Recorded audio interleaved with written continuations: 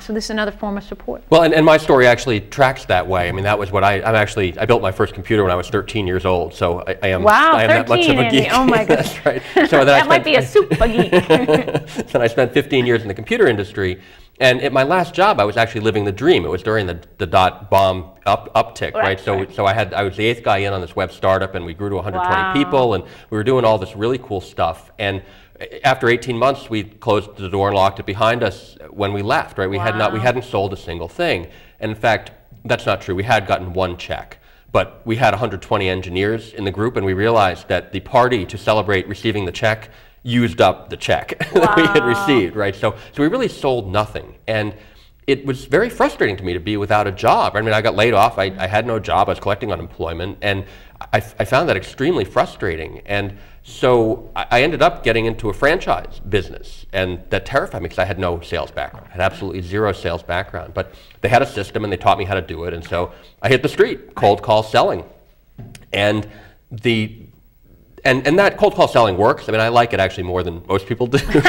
Most people hate it. But we won't hold that against you. In fact, we have a slide on that, I think. Exactly. We can bring up that slide. So I don't mind the cold calling, but the change happened to me, and this is the kind of thing we know when you talk about kind of paying attention to your environment and paying attention to the lessons that you can learn. I walked into the Cambridge Chamber of Commerce one day, and my intention was to sell them window cleaning, and they ended up selling me on a chamber membership. And from there started this great series of events that actually led me to you and the work that we've been doing together, but really turned me into this referral kind of salesman. So I don't do as much cold calling anymore. I meet with people and I work on projects with people, and so there's really kind of creating these connections in the community that move the process forward. Great. And I've learned the skills, and so there are a bunch of skills to that, and that's the kind of stuff that I love teaching. Fantastic. It's really breaking it down, because some people think, oh, networking is so intimidating, you know, and how do you do that? And we're talking about that. How do we do that? And cold calling seems very intimidating. And how do you do that? But if you have a good pitch, if you're able to kind of explain what you do, people resonate with that, and it helps them kind of understand it. So that's a very important piece.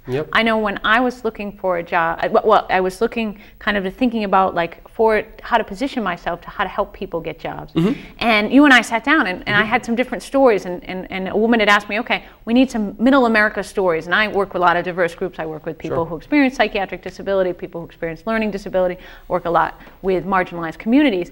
And she wanted very kind of core stories that the average Joe would relate to, that anyone could understand. And you helped me really boil down those stories so that anyone could understand them. And it was so valuable, because I love to tell stories, but to have the outside perspective to say, well, this detail isn't critical, that doesn't grab me, but this other one, build that out. Right. And when you're telling stories, what's happening is your mind is making all these connections going along, and what you're really practicing is blocking out those connections to get to the point that you're trying to make, right? And you're not. I enjoyed working with you, and the work that we did. I do that for a lot of people, because that's the typical thing. Like, no one's really been trained in storytelling, and that is actually one of the skills. And a lot of people don't realize that the elevator pitch is really about starting a conversation. Like, people are like, how am I going to tell them everything that I'm about? And you're not supposed to, right? I mean, because you guys, you talk a lot about resumes and cover letters on this show, I'm sure. And when you think about the cover letter, the only goal of the cover letter is to get them to read the resume, right? That's the purpose of it. Like, you want them to intrigue them enough that they'll go and read the resume. And I tell people the same thing about the elevator pitch, that what you're looking for, is to get people into.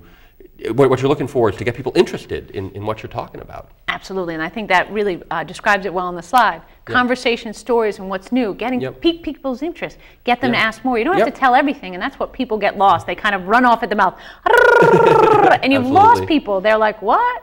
But just give them enough to ask questions, engage them. Can I tell you the other opportunity that people miss on a daily basis to do this? Yeah, because people are like, oh, I can't find anyone to talk to about a job, and they're missing this opportunity at least 5 times a day usually.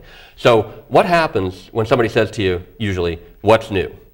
Right, you get stumped. You're like, nothing. Same old. I'm just trying to get by. you're missing a great opportunity, right? That's a great opportunity to tell one of these stories, right? To tell about, you know, I ran this great program the other night for the Society of Professional Consultants, right? We learned all about elevator pitches and how to be more effective, right? I run this leadership program for high school juniors, right? And so I love watching the kids, you know, learn how to work together as a team and solve problems that you can't solve in 5 minutes on your own, right? That there's all this, so there are all these stories that you can tell that will get people interested in, especially if you're looking for a job. You know, if someone says, what's new? You don't want to say, I'm out of work, I'm looking for a job, exactly. Right? You know, I'm looking for an opportunity to really make a difference in this kind of thing. You know, you know, I have these skills that I'm thinking about. Like there are ways of saying that could get people, oh, you know, I have someone you should talk to, right? Yes. You know, I know somebody's looking for someone like that, or you know, I own another business. I still own this window cleaning business. And I'm always looking for good people to hire, right? Always looking for good people, and so I always encourage people to say that. You know, I know this guy, his business is growing, right? And he's looking for good workers. So that's and you help me with that all the time, right? Sending over people. So, absolutely, because who doesn't like to help someone? I love to help people. Let me know what you're looking for, and if I can find it, great.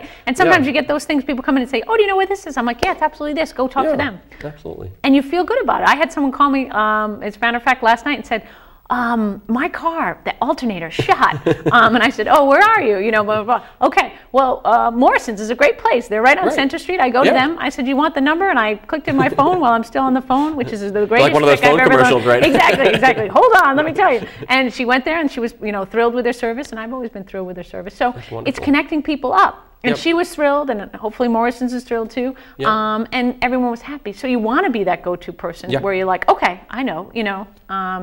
No, that's great. And it connects people, and people want to be able to do that. Right. And you want something to connect to. I get so bored when people say, oh, nothing. Like when people ask me, I'm like, oh, I just took this young man who was having a lot of challenges to an interview, and like it was just amazing. He lit up, you know, like it's phenomenal, you know. I was working with this young man, and he had a lot of difficulties, and he really liked working with animals. So we went on an interview, and this place called Alliance for Animals, they help rehab pit bulls, like pit bulls who've been abused and been in bad situations. And this young man was like you don't know if the pit bull is going to be there on any given day, you know, or where they are, what state they're in. And there was a pit bull going home to be fostered, and it was a beautiful, beautiful dog. And he was like, you know, over the counter, like, oh, look at that dog. Like the kid's whole face lit up, like super fascinated, like, and it was like, oh, this is a great match for him. And it will give him a new opportunity to build his confidence and his competence. But when you share that with people, it's so much more interesting than like, the weather, you know, like who cares? It's very interesting. Yeah, and the other interesting thing about it, you've been talking a lot about connecting, and the real big secret in the world today is LinkedIn, right? Yes. I mean, in terms, because this woman I was working with the other day, she actually found me on LinkedIn. We were part of the same LinkedIn group, and she's out in California, right? And we're based here in Boston. But she saw my, you know, she saw my profile, and she read my summary. And my summary, as a guy who teaches elevator pitches, my summary is crafted to, you know, drive people to do that. So she went to my website and clicked on the free consult, and we had a great conversation. And you know, she may become a client, her friends may become a client, right? But she's the kind of person that's taken the initiative to go out and help herself, right? That she, you know, she's looking in the tech industry in California, and there's a lot of people doing that, and so she's trying to set herself apart. And that's the kind of clever thing that you can do. It's the kind of clever thing you can do that sets you apart, right? And so it really.